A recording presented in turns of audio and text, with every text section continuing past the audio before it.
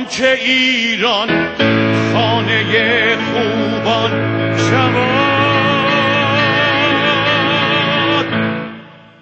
رنج دوران برده ای، رنج دوران برده ای.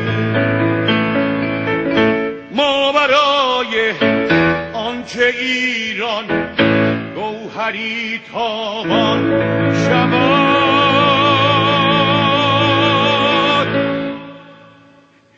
خون دلها خورده ایم، خون دلها خورده ایم.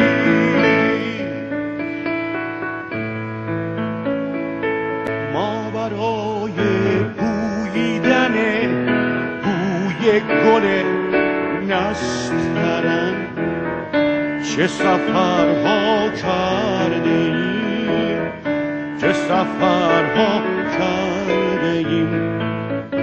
ما برای نوشیدن شورابه های کبیر چه خطرها کرده ایم، چه خطرها کرده ایم.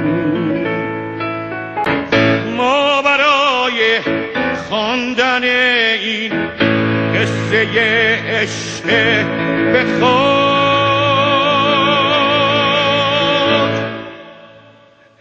رنج دوران برده ایم، رنج دوران برده ایم. ما برای جاودانه ماندن این عشق خود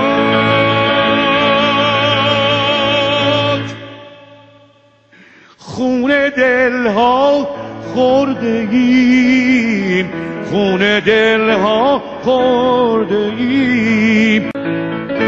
ما برای پرسیدن نام گلی ناشناس چه سفرها کرده ایم، چه سفرها کرده ایم. ما برای بوسیدن خاک سر قله ها چه خطرها کرده ایم، چه خطرها کرده ایم.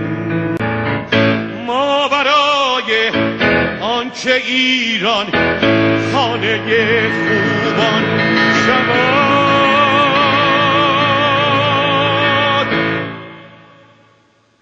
رنج دوران برده ایم، رنج دوران برده ایم.